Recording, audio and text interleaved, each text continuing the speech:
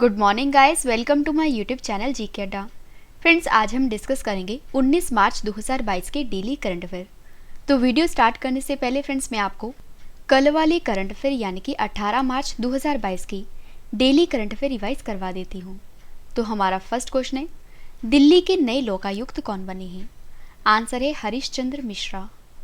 भौतिक विज्ञान के क्षेत्र में उत्कृष्ट योगदान के लिए किसे 31वें जीडी बिरला पुरस्कार से सम्मानित किया गया है?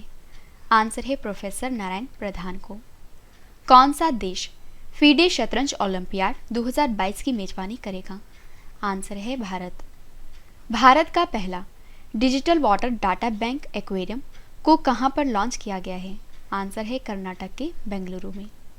प्रदीप कुमार रावत को किस देश में भारतीय राजदूत नियुक्त किया गया है? आंसर है चीन देश में। अगला क्वेश्चन है, आईसीसी के द्वारा फरवरी 2022 के लिए किसे men's player of the month award प्रदान किया गया है? आंसर है श्रेयस अय्यर को। एयर इंडिया के नए अध्यक्ष कौन बने हैं? आंसर है N Chandrasekaran. IPL team Delhi Capitals के नए सहायक कोच कौन बने हैं? आंसर है शेन वॉटसन। नेक्स्ट है, बाजार पूंजीकरण के मामले में भारत विश्व में कौन से स्थान पर है? आंसर है 5वें। लास्ट क्वेश्चन है रिवीजन का, एशियाई युवा और जूनियर मुक्केबाजी चैंपियनशिप 2022 का आयोजन कहां पर हुआ है? आंसर है जॉर्डन देश में।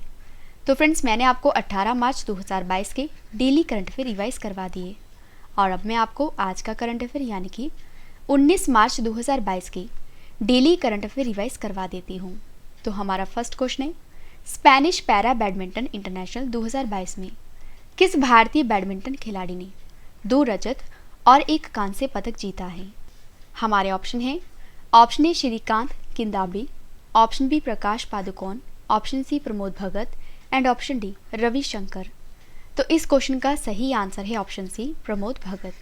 तो आपको याद रखना है कि स्पेनिश पैरा बैडमिंटन इंटरनेशनल 2022 में जो प्रमोद भगत हैं, इन्होंने 2 रजत यानी कि 2 सिल्वर मेडल और 1 कांस्य यानी कि 1 ब्रॉन्ज मेडल जीता है।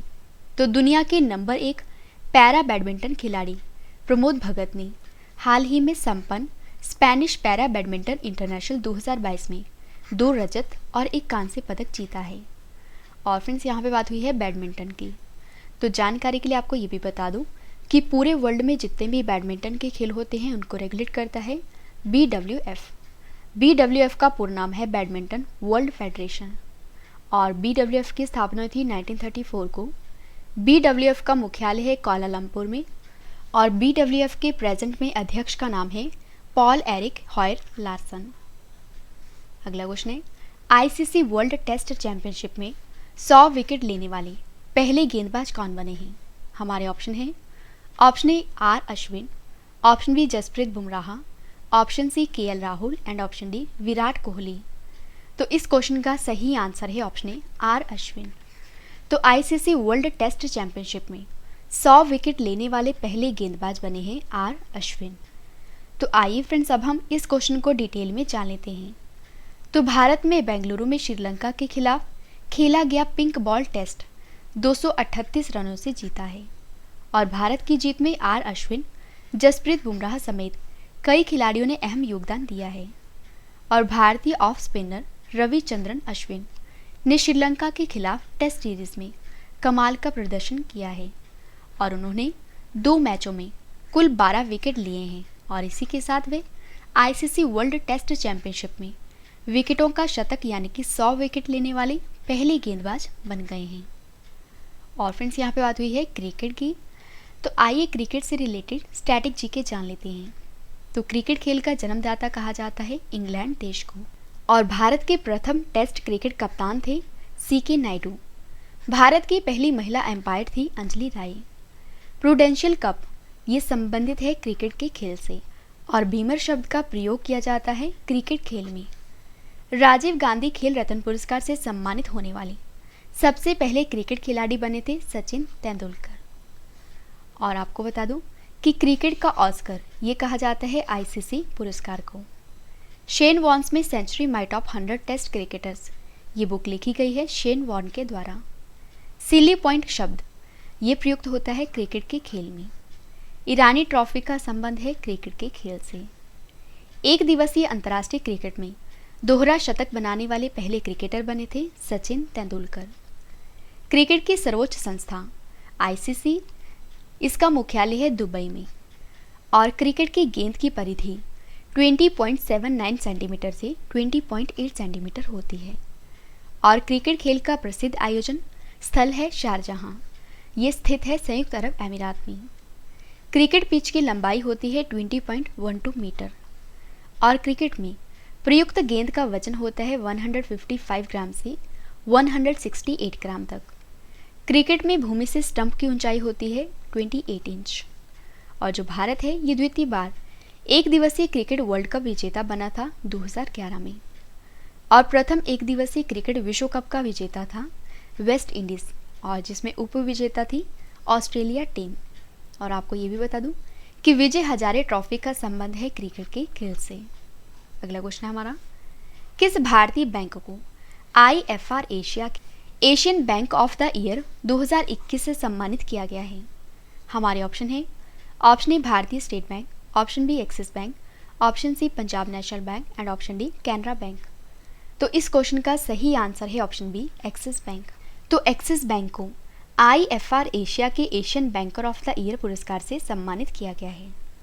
तो भारत के तीसरे सबसे बड़े निजी क्षेत्र के बैंक यानी कि एक्सिस बैंक को एशियाई निवेश बैंकिंग क्षेत्र में व्यापक कवरेज और विशेषज्ञता की गहराई के लिए IFR एशिया के लिए एशियाई विकास बैंक ऑफ द ईयर पुरस्कार से सम्मानित किया गया है और एक्सिस बैंक को यह पुरस्कार सभी प्रमुख उत्पादों, खंडों में इक्विटी और ऋण जारी करने में बैंक के उत्कृष्ट प्रदर्शन के लिए दिया गया है।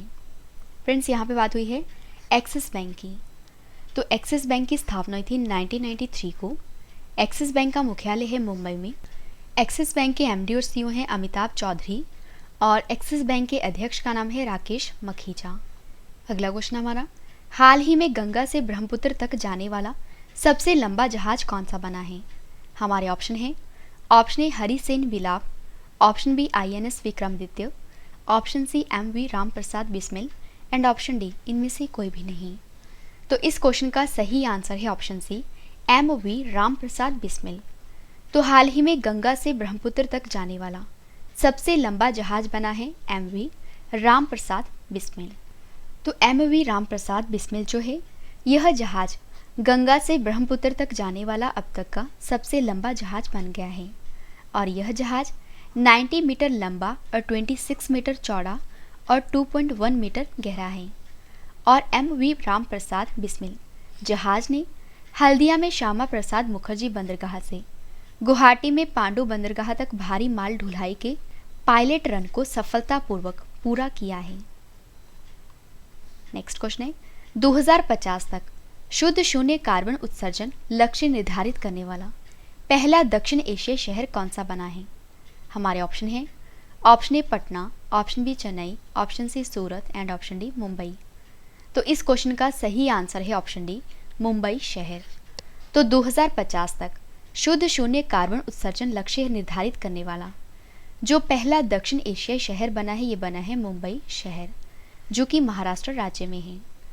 तो मुंबई ने 2050 तक कार्बन उत्सर्जन को शून्य करने के लिए अपने विस्तृत ढांचे की घोषणा की है और ऐसा लक्ष्य निर्धारित करने वाला ये दक्षिण एशिया का पहला शहर बन गया है और मुंबई का लक्ष्य 2070 तक शुद्ध शून्य उत्सर्जन तक पहुंचने के लिए भारत के लक्ष्य से 20 साल आगे है और लक्ष्य में 2030 तक ग्रीन हाउस गैस उत्सर्जन में 30% की कमी और 2040 तक 44% की कमी भी शामिल है।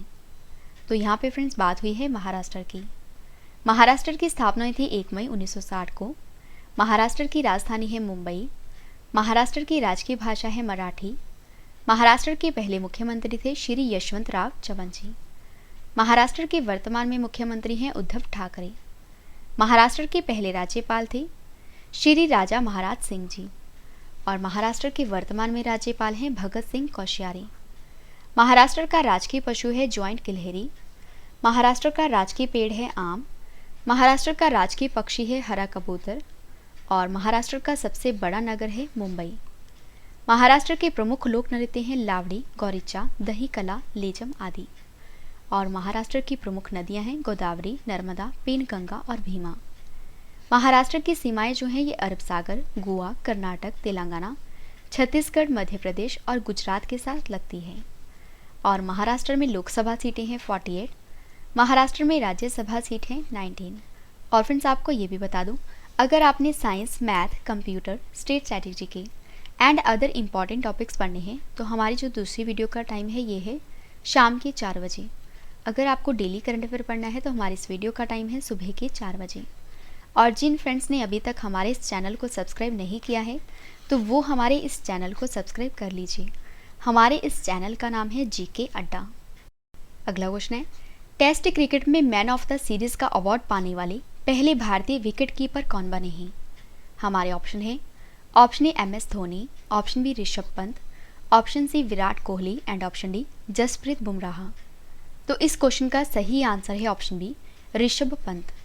तो टेस्ट क्रिकेट में मैन ऑफ द सीरीज का अवार्ड पाने वाले पहले भारतीय विकेट कीपर बने हैं ऋषभ पंत। तो भारत ने M चिन्नास्वामी स्टेडियम में खेले जा रहे डे नाइट टेस्ट मैच के तीसरे दिन श्रीलंका को 238 रन से 2 मैचों की टेस्ट सीरीज में 2-0 से जीत हासिल की है। और इस सीरीज में शानदार प्रदर्शन करने के लिए ऋषभ पंत को मैन ऑफ द सीरीज का अवार्ड दिया गया है। और इसी के साथ ऋषभ पंत टेस्ट क्रिकेट इतिहास में मैन ऑफ द सीरीज खिताब जीतने वाले भारत के पहले विकेट कीपर बल्लेबाज बन गए हैं। नेक्स्ट क्वेश्चन है, लघु उपग्रह प्रक्षेपण यान यानी कि SSLV के सॉलिड ईंधन आधारित बूस्टर चरण का सफलतापूर्वक परीक्षण किसने किया है? हमारे ऑप्शन है, ऑप्शन ए भेल, option B BEML, option C ISRO and option D इनमें से कोई भी नहीं। तो इस क्वेश्चन का सही आंसर है ऑप्शन सी इसरो। तो लघु उपग्रह प्रक्षेपण यान के सॉलिड ईंधन आधारित बूस्टर चरण का सफलतापूर्वक परीक्षण किया है इसरो ने, जो कि भारत की स्पेस एजेंसी का नाम है। तो भारतीय अंतरिक्ष अनुसंधान संगठन यानी कि इसरो ने आंध्र प्रदेश के श्रीहरिकोटा के सतीश धवन अंतरिक्ष केंद्र में अपने नए ठोस ईंधन आधारित बूस्टर चरण का जमीनी परीक्षण जो है ये सफलतापूर्वक पूरा कर लिया है। और यह प्रक्षेपण यान के तीनों चरणों का जमीनी परीक्षण पूरा करता है। तो यहाँ पे फ्रेंड्स बात हुई है इसरो की। जैसे कि मैंने आपको बताया, इसरो भारत की स्पेस एजेंसी का नाम है और इसरो का पूरा नाम है Indian Space Research Organisation. ISRO की स्थापना हुई थी 15 अगस्त 1969 को। इसरो का मुख्यालय है बेंगलुरु में। इसरो के चेयरमैन हैं S सोमनाथ और इसरो के संस्थापक हैं विक्रम साराभाई। अगला क्वेश्चन है, अंतर्राष्ट्रीय सौंदर्य प्रतियोगिता जिसका नाम है मिस वर्ल्ड 2021 का खिताब किसने जीता है? हमारे ऑप्शन है, option A Karolina Bielawska, option B Shree Saini, option C Toni Ann Singh and option D Olivia Yace. तो इस क्वेश्चन का सही आंसर है ऑप्शन ए कैरोलिना बिलावस्का। तो अंतर्राष्ट्रीय सौंदर्य प्रतियोगिता मिस वर्ल्ड 2021 का खिताब ये जीता है कैरोलिना बिलावस्का ने। तो पोलैंड की कैरोलिना बिलावस्का ने अंतर्राष्ट्रीय सौंदर्य प्रतियोगिता मिस वर्ल्ड 2021 का खिताब जो है ये जीत लिया है। और अमेरिका की भारतीय अमेरिकी शिरी सैनी ने प्रथम उपविजेता का खिताब हासिल किया है। और आपको ये भी बता दूं जानकारी के लिए कि मिस वर्ल्ड जो है ये सबसे पुरानी अंतर्राष्ट्रीय सौंदर्य प्रतियोगिता है जिसे जुलाई 1951 में शुरू किया गया था और इसका मुख्यालय है लंदन में। और जूलिया मॉर्ले ये मिस वर्ल्ड सौंदर्य प्रतियोगिता की अध्यक्ष हैं। अगला क्वेश्चन है, भारत के पहले green hydrogen fuel cell electric वाहन जिसका नाम है टोयोटा मिराई का उद्घाटन किसके द्वारा किया गया है? हमारे ऑप्शन है, option A Nitin Gadkari, option B Amit Shah, option C Nirmala Sitharaman and option D Smriti Irani. तो इस क्वेश्चन का सही आंसर है ऑप्शन ए नितिन गडकरी। तो भारत के पहले green hydrogen fuel cell electric वाहन यानी कि टोयोटा मिराई का उद्घाटन किया गया है नितिन गडकरी के द्वारा। तो केंद्रीय सड़क परिवहन और राजमार्ग मंत्री हैं नितिन गडकरी। इन्होंने नई दिल्ली में दुनिया के सबसे उन्नत प्रौद्योगिकी विकसित green hydrogen fuel cell electric वाहन यानी कि टोयोटा मिराई का उद्घाटन किया है। और जो टोयोटा मिराई है ये भारत का पहला ईंधन सेल इलेक्ट्रिक वाहन है जो पूरी तरह से हाइड्रोजन द्वारा संचालित है। नेक्स्ट और लास्ट क्वेश्चन करें इस वीडियो का, Soli Sorabjee life and times नामक पुस्तक किसके द्वारा लिखी गई है? हमारे ऑप्शन है, option A Ruskin Bond, option B Vijay Kumar, option C Ramesh Bais and option D Abhinav Chandrachud. तो इस क्वेश्चन का सही आंसर है ऑप्शन डी, अभिनव चंद्रचूड़ के द्वारा। तो आपको याद रखना है कि Soli Sorabjee life and times ये बुक लिखी गई है अभिनव चंद्रचूड़ के द्वारा। तो फ्रेंड्स, मैंने आपको आज के इस वीडियो में 19 मार्च 2022 के डेली करंट अफेयर करवा दिए। फ्रेंड्स, वीडियो पसंद आए तो वीडियो को लाइक और शेयर करना ना भूलें। तो आज के लिए बस इतना ही। अब हम मिलते हैं नेक्स्ट वीडियो में। तब तक के लिए जय हिंद, जय भारत।